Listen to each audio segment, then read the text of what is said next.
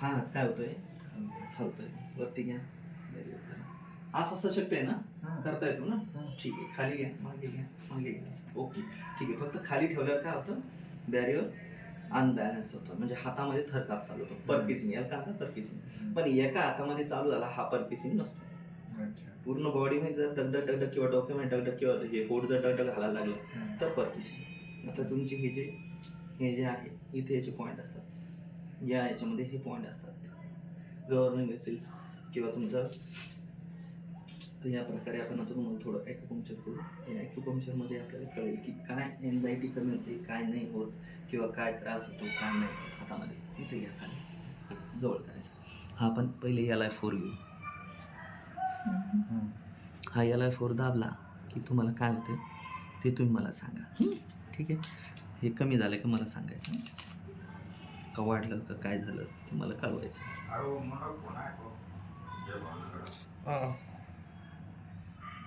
आता घाबरू नका ठीक आहे असं ठेवा जास्त टोचले स्विया वरती घ्यायचं डोकं वरती घ्यायचं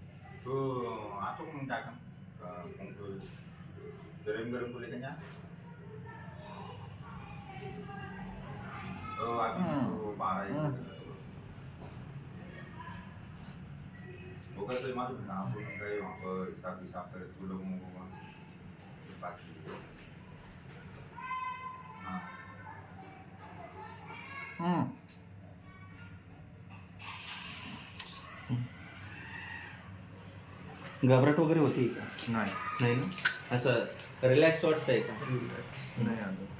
नाही याच्या हाताचा फिरणं सोडून द्या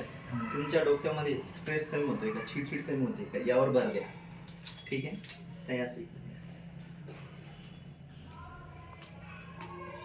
इकडे का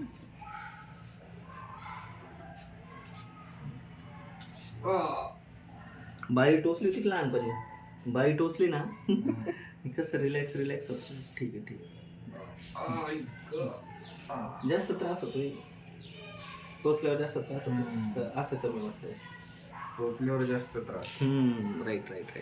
त्याचं कारण यांच्या अंगामध्ये वात कन्वर्ट आहे खाली सोडा हा आपला अँटीना आहे इथे DU-20 आणि प्लस आपला सिव्हिरल अँटेना जो अँटेना म्हणजे आपलं दूरदर्शन केंद्र कानाला कानाला आग होती का ठीक आहे